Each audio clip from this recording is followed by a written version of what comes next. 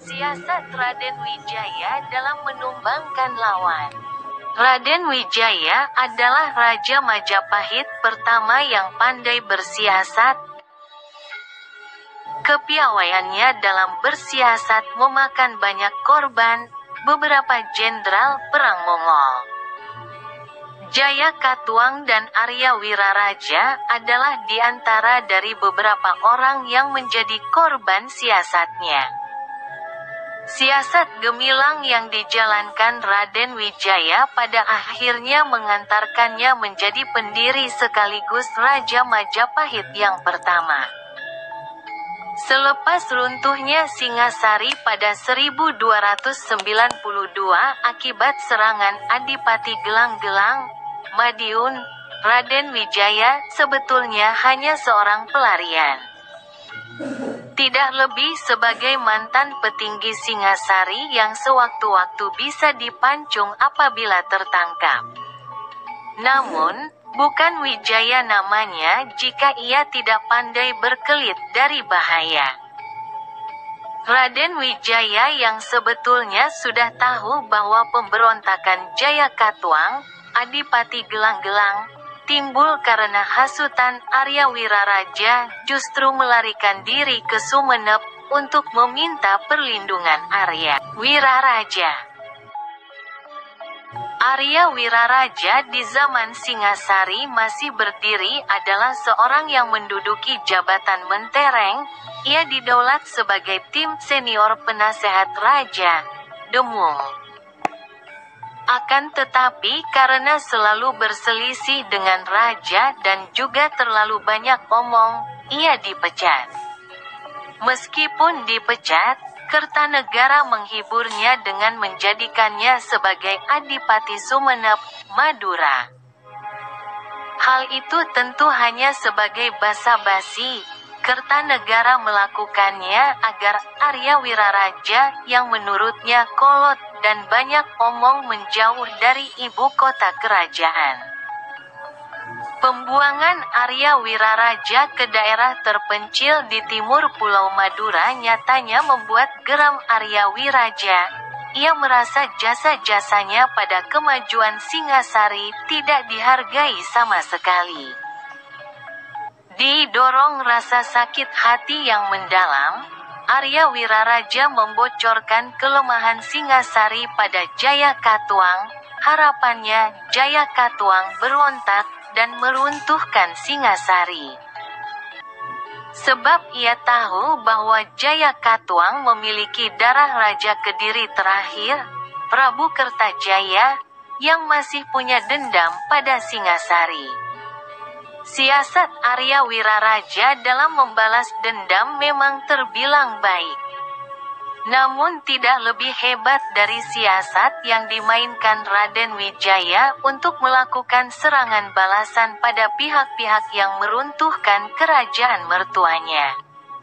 Sesampainya di Madura, Raden Wijaya yang sudah paham betul jika Arya Wiraraja tidak mendapatkan balasan yang setimpal dari Jaya Katuang atas jasanya membocorkan kelemahan Singasari, mencoba merayunya. Raden Wijaya mengiming-imingi Arya Wiraraja dengan kekuasaan. Ia dijanjikan mendapatkan separuh wilayah kekuasaan, menjadi raja, apabila dirinya membantunya untuk melakukan pemberontakan pada Jaya Katuang dan mendirikan kerajaan baru.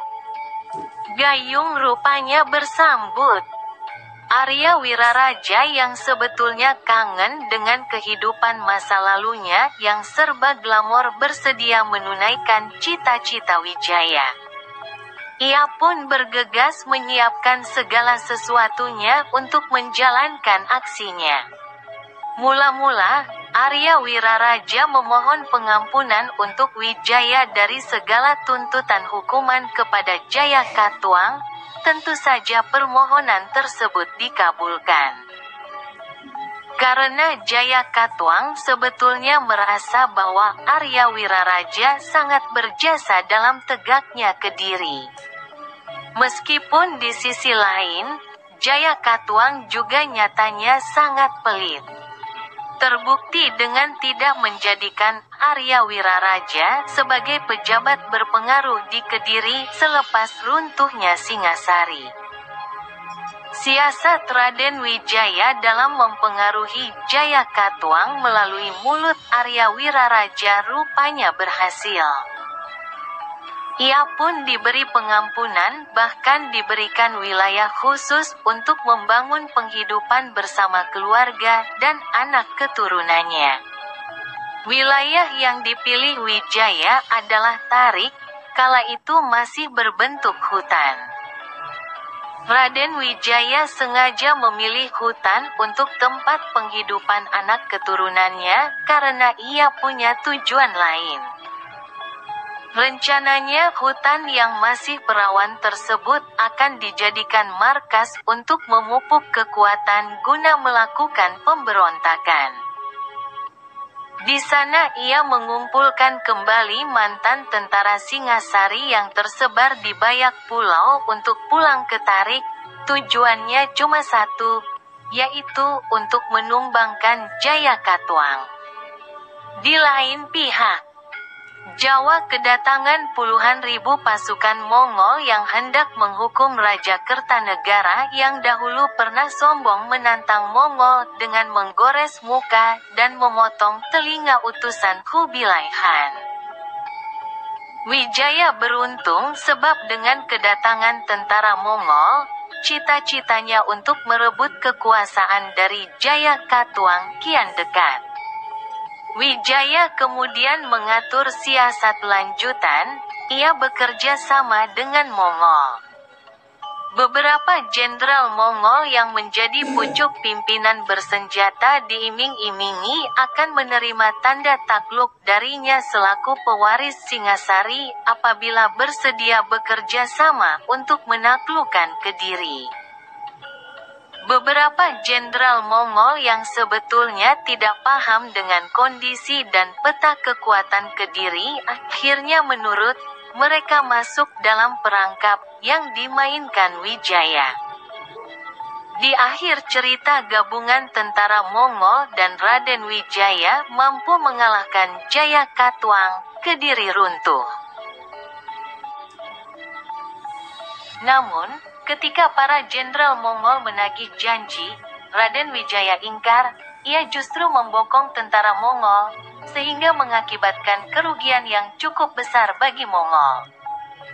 Tidak mau kalah lebih dalam tentara Mongol menyingkir dari Jawa kembali ke negerinya tanpa mendapatkan cap tanda takluk dari Wijaya.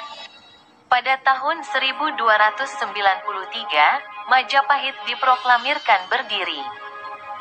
Raden Wijaya ditabalkan menjadi raja pertama dengan gelar Prabu Kertarajasa Jayawardana Nararaya Sanggrama Wijaya atau Sri Maharaja Kertarajasa Jayawardana.